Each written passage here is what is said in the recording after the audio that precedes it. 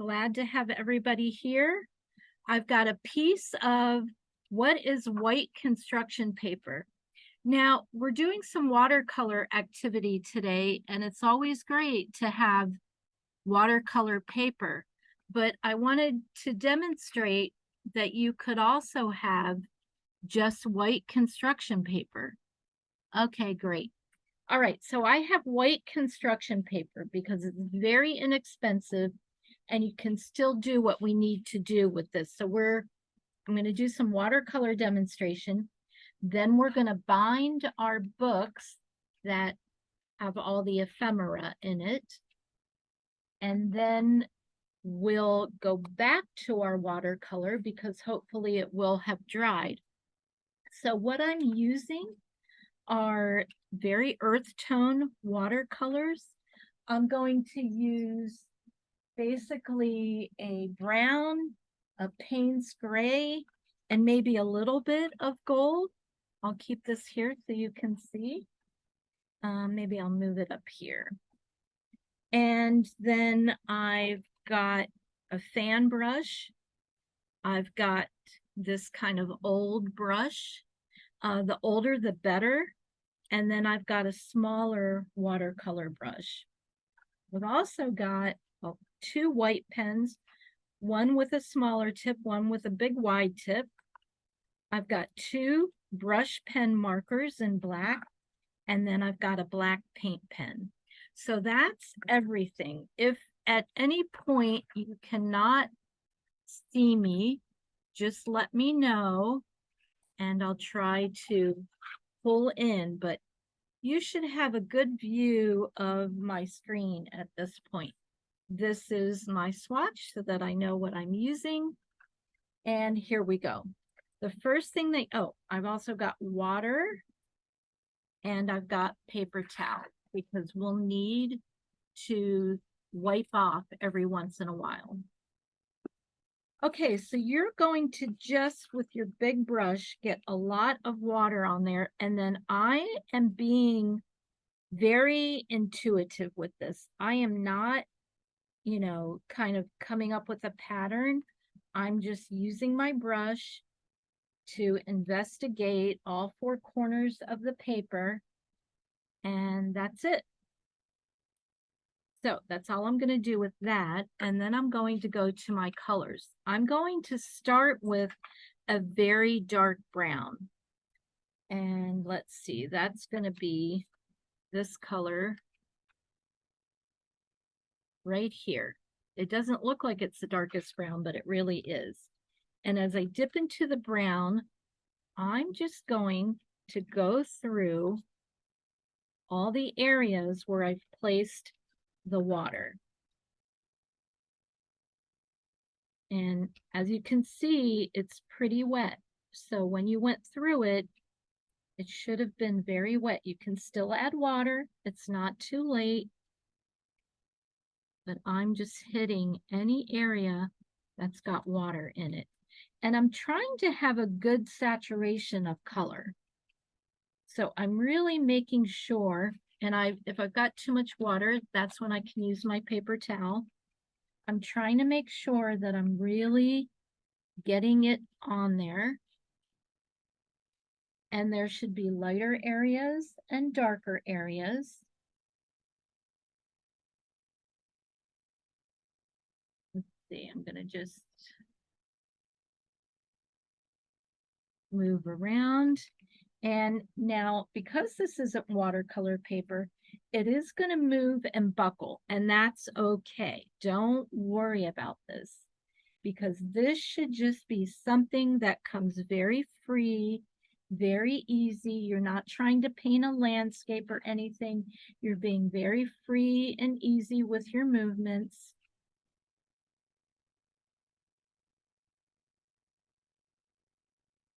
And if I see really light areas, I'm going to go into it and really get a lot of pigment in there. I'm going to try and find at least 3 areas to do that. So that's one. I'm going to go over here in the bottom and get a lot of pigment in there. And then I'm going to go up here and get a lot of pigment in there so that I've got 1, 2, 3 very dark pigment areas. Now, the next thing that I want to do is grab some Payne's Gray. Payne's Gray is a color that you almost could describe it like a blue-black. I'm right in there. And I want it to be very saturated. So I'm wiping off some of the water in my brush because I want the Payne's Gray to really show up. So now I'm going into some of the lighter areas and just putting some of my Payne's Gray in there. If you don't have Payne's Gray, you can use any kind of a blue. The darker blue, the better.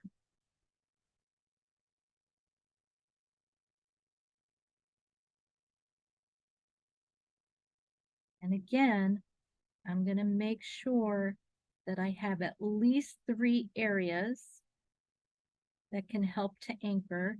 And I want different tones of the Payne's Gray. I don't want just light tones. I want a combination of heavy and light tones. So I'm just going in and touching.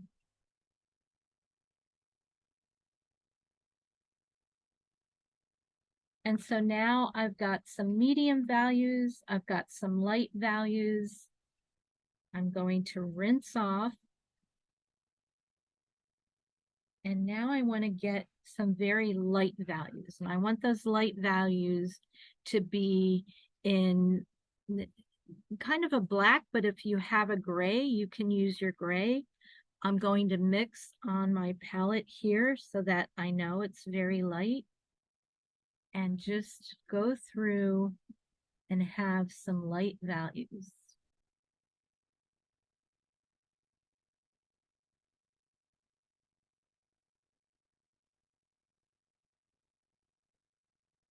I'm just washing out areas where I think I can pull that color and lighten it up, like right here.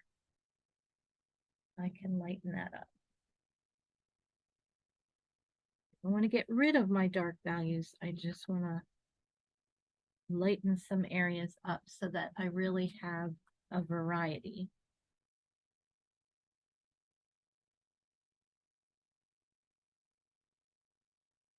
Okay, so that I've got a combination. I'm looking to make sure I still have some dark values. I'm going to use a bit more of a black just to make sure that I'm hitting all those areas. Wait, I think my black is here. Okay, so I'm just going to dip in, dip in, dip in. Maybe I'll put a bit down here just to anchor this a bit. Okay, that's good. I have a nice combination of dark and light values. Okay, now that this is done, we're going to set this aside so that it can have some time to dry before we continue on. So just be careful. If you do have some areas that kind of have a lot of water in it, like right here, I've got a bit of a puddle. So I can take my paper towel and just dampen that off. And right here, I can dampen that off just a bit. I don't want any puddles because if I pick this up and I've got a puddle, it's all gonna roll. Okay, so here I go. I'm gonna move this off. Make sure my tabletop is clean. Watercolor to be continued. And now we're going to bind. So there's a couple of things that I need to do to bind this properly. And first is just organizing my papers. So I have a combination of ephemera papers. My heaviest paper is on the outside. And then I've got an encyclopedia page, a coffee dyed paper, another, this is from a medical book about the eye. This is some kind of invoice from something, I don't know exactly what it is. I couldn't understand it, but that's what that is. And then let's see, I have this paper. I think I wanted to put that in the middle. So I'm going to put that paper there. And then I've got an old book page. I've got a black sheet, and that's white in the middle. I've got a map page. I've got a piece of vellum. I have a book, an antique page from a Sears catalog, and I have that pocket page. Oh, no, don't have the pocket page. Okay, and here's the dictionary. So as you can see, my papers are different sizes, different lengths. So now I'm going to organize them so that I know I hit all these papers when I bind them. So what I'm going to do is I'm going to center them. So this one is the same size as the cover, so I don't need to center that. This one could be centered. So there we go. And I'm holding it so it doesn't move. This one needs to be centered. So I'm going to put that there. This one needs to be centered. So that can go right there. Oh, okay. And there goes that one. And I'm going to center this one. Going to center that one. And this map page is a little bit longer, so I need to center that. And this is my vellum page, and it takes up the whole space, so that one's okay. This is the antique page, so that can be right there.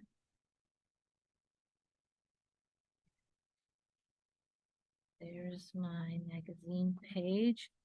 This is from a tourist catalog from Jordan. And there's my dictionary page. And that's going to go right in the center. Okay, so now that I've got everything centered, I'm just going to fold so I know where they go. And now I need to secure them. So to secure them, some of them are going to move and shift a little. So you can use a piece of masking tape. You could use paper clips. So I could put a paper clip up here just to hold it a bit so it doesn't shift as much. But you're still going to have to hold the pages that are smaller because they're going to want to shift. But I'm going to put those there so that they at least hold the big pages. And then I'm going to thread my needle. Okay, so that's pretty good. I've got my wax linen thread here. And how much thread do I need? I'm going to measure 3 times. So 1, 2, 3, and then I'm going to do a little bit extra. Cut. And then I'm going to thread into this needle. Okay, I have a cutting mat down. So when I punch a hole, it's self-healing. I don't have to worry about it. But you might want to, I'm just going to put a little piece of masking tape to hold that little tiny page. I've got some craft masking tape. And what I'm going to do to take some of the sticky off of it is just press it onto my clothes a couple of times so it doesn't stick too much, and just put it there like that. Okay, so I've got an awl to punch the hole, And I'm looking now and kind of eyeballing the center, trying to find the center here. And I see that this page, I'm just folding to make sure everything is centered. Okay, so my first hole is going to be right at the center. So I'm kind of looking. I'm not going to measure. You certainly could measure if you wanted to, but that looks to be about the middle. So one hole is going to go there. And I'm going to press to make sure it goes all the way. So there I go. I'm on the other side. And I'm going to push in just a little bit more to make sure that my hole is big enough. I'm going to do that exact same thing at the top and at the bottom. So I'm going about an inch from the top.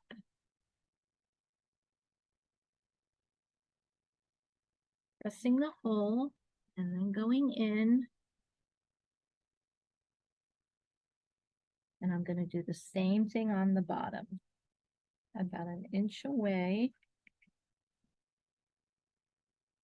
If I go exactly an inch, I'm on the edge of this. So I'm going to come in just a bit.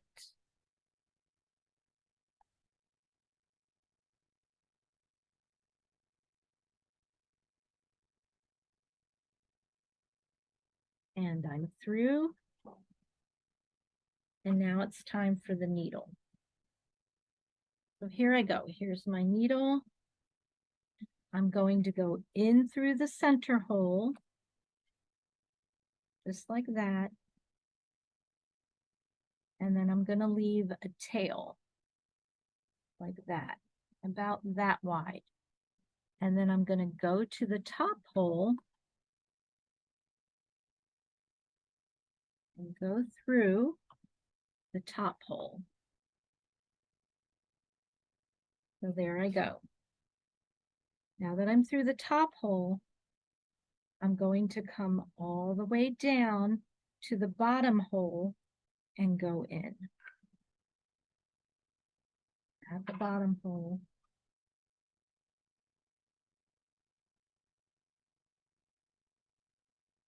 And in. Okay, now that I'm through, I want to go back through the middle hole. And when I come up through that middle hole, I want to bring the string on the other side of the middle thread. So I'm here right now. So on the opposite side of where the tail is. I'm going to go back up through that middle hole where the string is.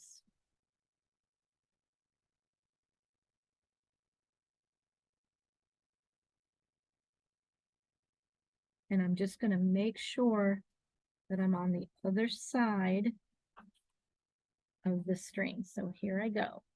I'm there. I don't need my needle now. I have one string on this side of the middle thread, and I'm just going to give a tug. So you don't want to pull too tight because you don't want to rip these holes. And that long string is in the middle. I'm on each side, and now I'm going to tie a knot. I'll probably do it a double knot 2 times. If you're using wax thread, it should hold. If you're using embroidery thread, you might want to do it 3 times just for extra hold. So I'll do it 3 times. Okay, good. Now I'm going to cut off the extra pieces of the tail. Remove my paper clips. Remove my masking tape. Remove the bottom paper clip. And there I go. So this is what is called a junk journal. Now, what's the difference between a junk journal and an art journal? A junk journal is still a sketchbook because what you're going to do in here is you can do sketching and journaling over these pages. You can do collaging on these pages. But the idea of putting together a junk journal with lots of different pages is part of the creative process. So if you're feeling stuck, if you're feeling you want to create something, but you're not quite sure what, creating a junk journal is a really good way to just kind of get the juices flowing, to start thinking about your collage. Lots of people coming in late. To start thinking about your collage, to start thinking about, the different papers that exist in the world. Even the process of coloring the pages can be really fun. So you could just gesso over everything and use this journal to paint. But there's something really wonderful about using a junk journal that's made up of things that you were going to throw away. So it is part of the creative process. It's considered part of art journaling. It's just a different way to art journal.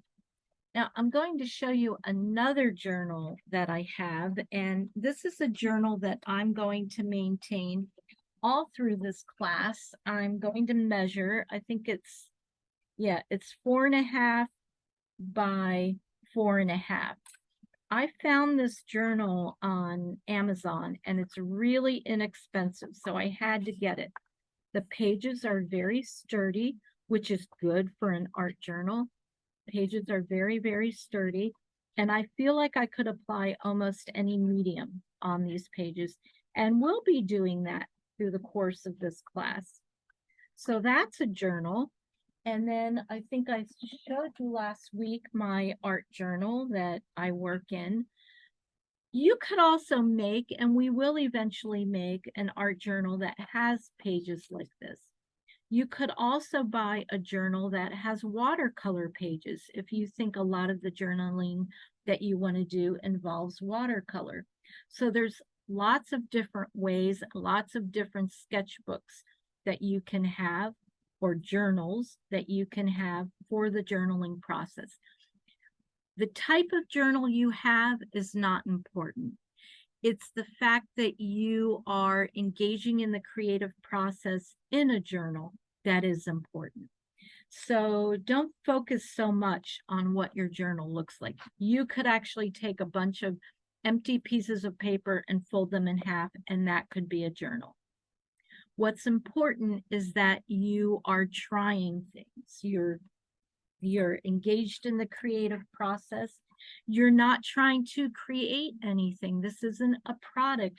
This isn't something that you're going to show in the gallery. You don't even have to show it to anyone. This is your own private space to create, to try things, to make mistakes, to turn mistakes into happy mistakes, and turn your mistakes into more art. It's a place where you can safely express yourself and no one has to see it. No one even has to know about it. It can be just for you. So that is the basis, the root, the essence of art journaling. Okay, let's go back to, actually I wanted to show you a couple things first before we go back to our watercolor. These are some art journal pages. I made this art journal and then I ripped out the pages because I decided I wanted to do collage, and I basically want to just break up these pages and use them for collage in my new journal.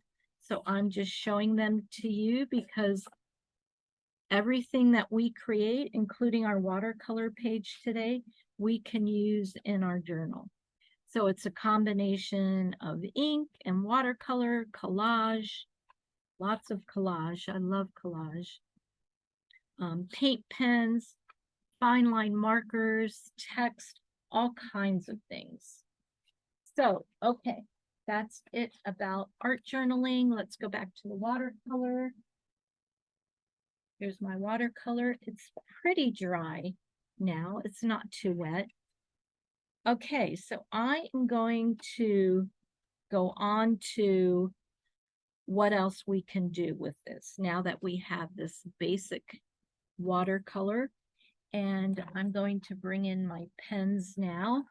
It's not as dry as I'd like it to be. If you have a hair dryer, that's a really good way to dry your work so that you can continue to apply media to it. I'm not going to do it today because this is not dry. Oh, actually, yes, I do have a dry one here. This is one I made earlier for demonstration. So let me show you on this one.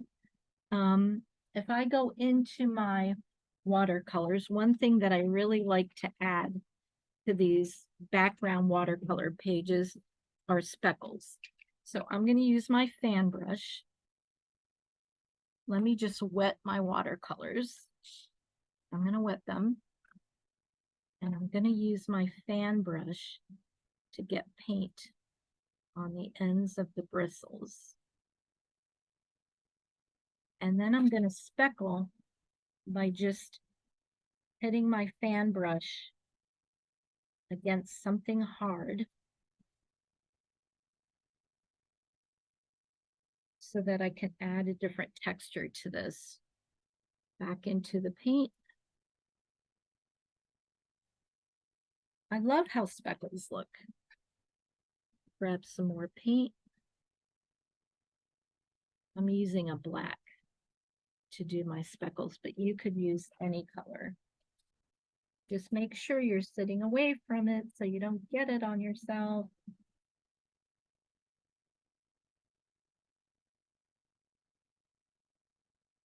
Okay, so adding speckles. That's important because it creates a different texture.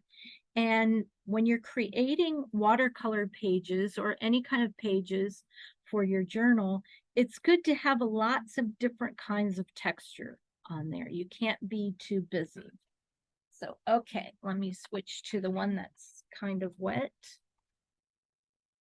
Just show you that you can also use pens. You can use paint. I've got a white paint pen here. Maybe I'll do my line work first. So I've got a Prisma brush pen here. So I like this idea of just doing some lines that come down.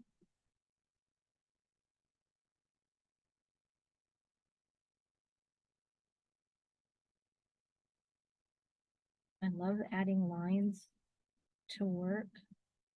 And now I'm not trying to go in any kind of a pattern. I'm just being very loose. And I can also use my non-dominant hand to create some lines. Let's see, maybe here.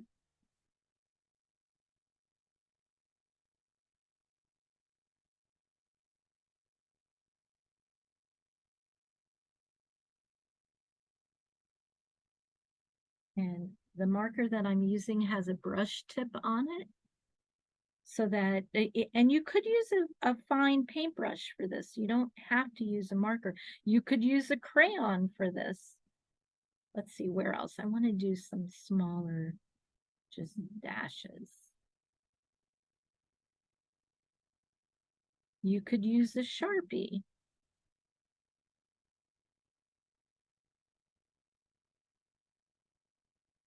You could use a series of dashes.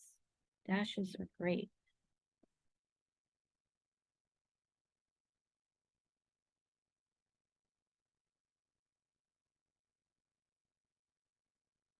Okay, just adding more texture into your background watercolor pages. I'm going to use my white pen now, and I think I want to have, I like the idea of having white as a contrast to these really dark places. I'm just going to add some dots here.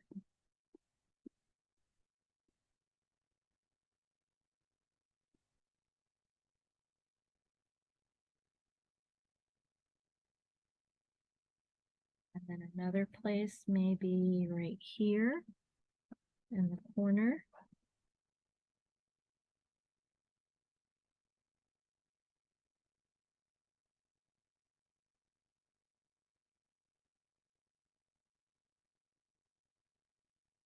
And perhaps just a few, just every once in a while. So that there's some cohesion between these dots and the dots that are scattered.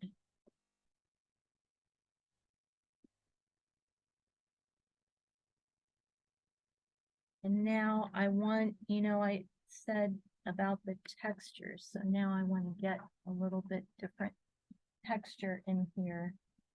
So I'm going to use a black fine line marker and just create some little circles, different places throughout. And of course, you'll find your own mark, a mark that speaks to you. I like grids, so I think I'll do in this white space a little grid. And maybe I'll do that in every white space, just create a little grid. Let me just check the chat.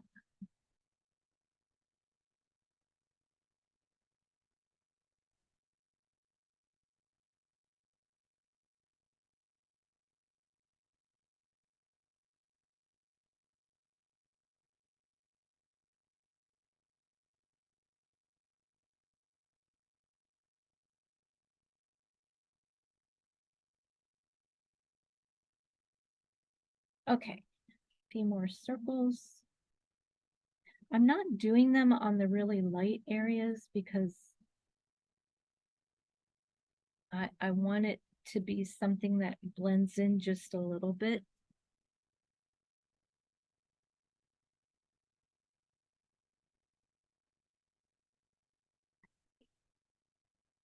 See. All right, more marks. I like the cross marks too. Anytime I can bring in some kind of cruciform.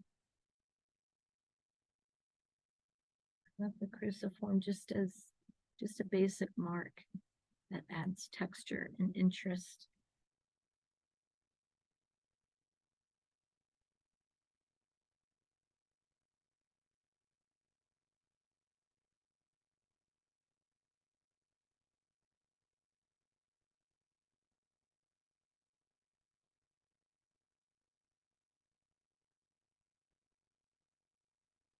Okay. The other thing that I'd like to do if this was dry, I really like to put gold at some point in my work. I think, yeah, this isn't quite dry yet. I don't want to do it here because this one's pretty damp. But if I find a dry area, I might be able to do it. My gold. I have a gold watercolor set that I love. And this particular color is a great color in watercolor. I'm going to use my watercolor brush. I'm just going to activate this first with some spray and then use my watercolor brush to find areas where it can just incorporate a little bit of gold. So maybe right in here.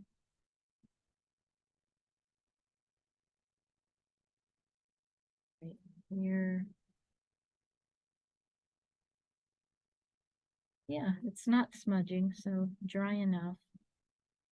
I'm looking for the light areas because I don't want it to be a contrast to the darker areas.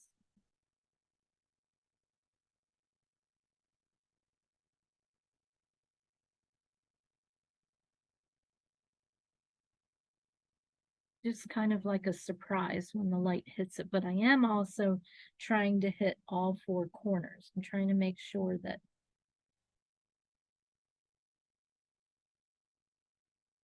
it's in the corners.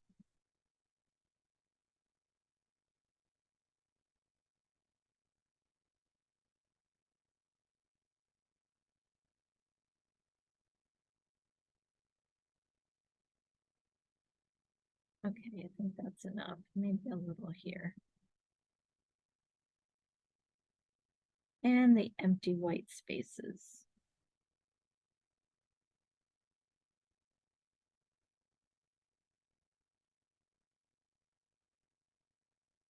That feels like enough.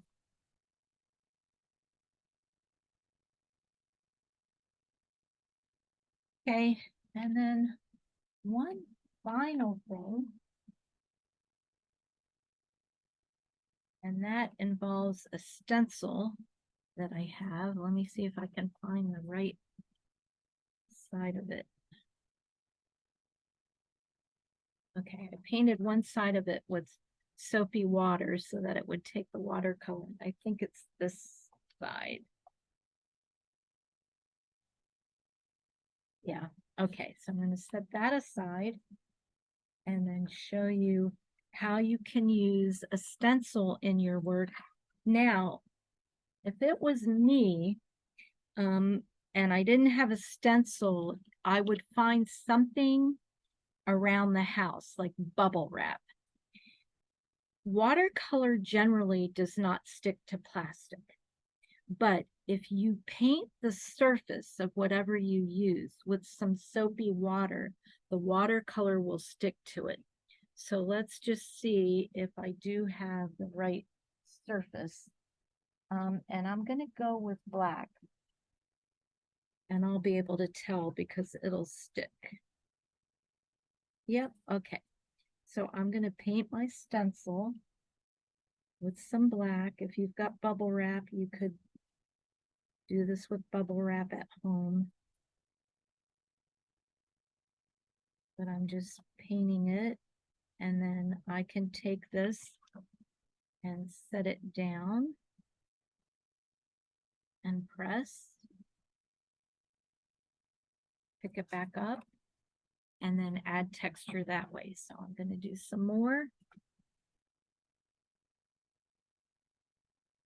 Now I painted this whole side of it, so I should be okay.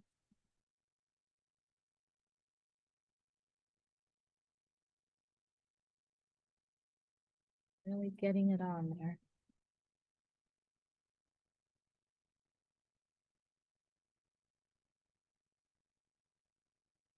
Just don't scrub it like the bubble wrap when you're putting your watercolor on there. Don't scrub it because you'll make bubbles. And maybe that could be a cool texture too, but I'm going to try and find like 3 areas here. So right there.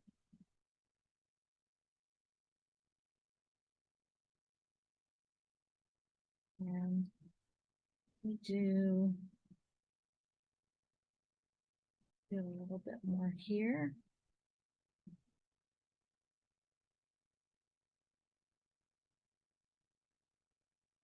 Yeah, I really like that. I think I'll just extend that area a little bit. So a little bit more. And here's a tip. For cleaning your stencils, Murphy's oil soap is really great for that because it's kind to plastic, but will cut through the paint or anything or ink that you have left on your stencil. You could do this with ink too, but since we've got our watercolors out, I wanted to do this with watercolor and just show you another technique that you might not know about. Okay, so I'm going to make that area a little bigger there.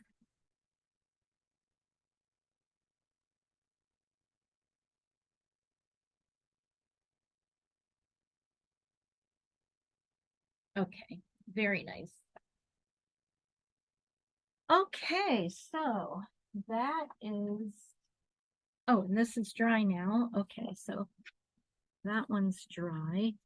And why? I'm going to show you what we're going to do with these now.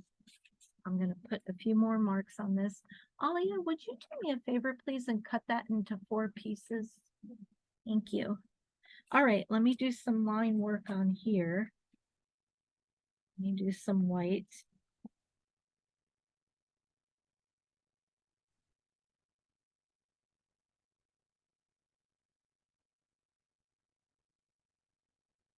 A little bit more, and then I'll take questions and I'll show you what we can do with all these papers.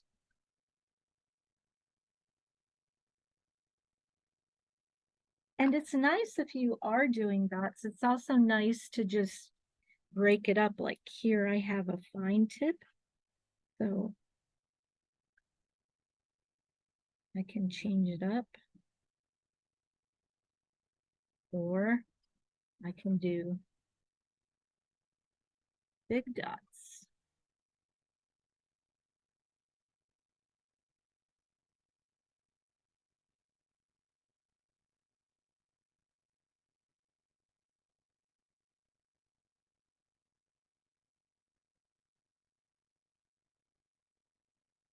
And work with my black. I love this dark area down here at the bottom.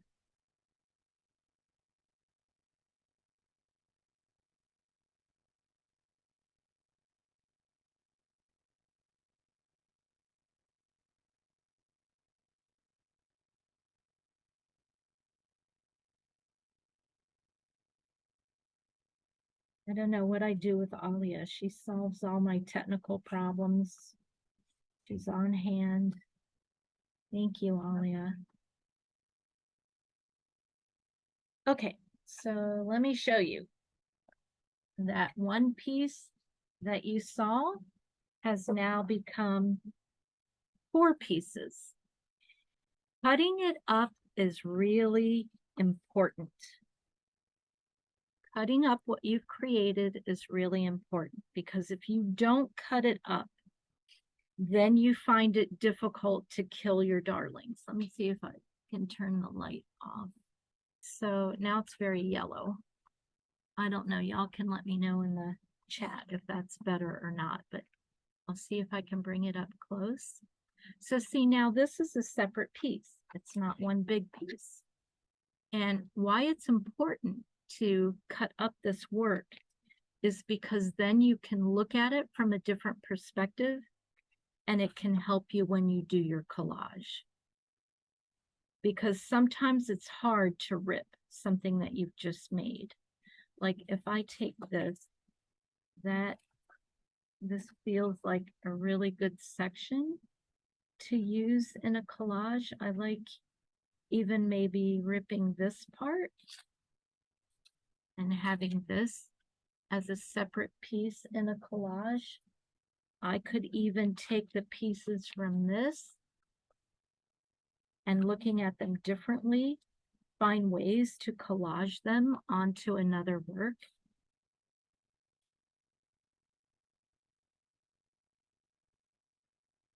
Extending the boundaries, creating something different. And that's what you can do in your journal. When you're creating something in your journal, like a watercolor page, you can use these as a way to collage and create something different in your journal. So we'll be doing a little bit of that every week in the journal. So make sure you always have your journal ready to go. We'll be doing it in the junk journal. We'll be doing it in the regular journal, but we're always going to be breaking up our papers and looking at different ways to journal. Now, the actual journaling part. Let's just say that I'm writing in my journal and I've done all this and it's in my journal page. Here's something else that's really important to include in your journal. So you want to include what your process was. So you would want to include the date in 2023 and what did you do? Watercolor in earth tones. I use Payne's Gray. I used raw umber. I used gold. And then the next thing that we did is we bound our journals, but then we add mark making.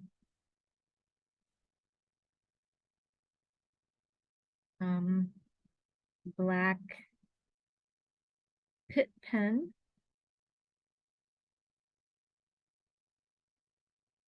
white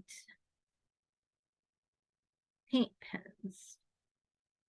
So documenting your process is very important because you won't always remember.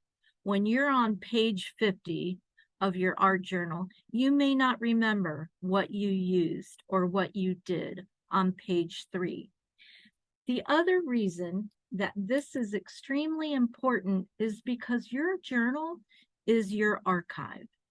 Your journal archives processes that you were experimenting with, playing around with, materials that you were interested in and that you used. So it's an important archive for you, but also once you have passed on and people want to know about your work and how you created it, this archive becomes a historical record of what you used in your art making process.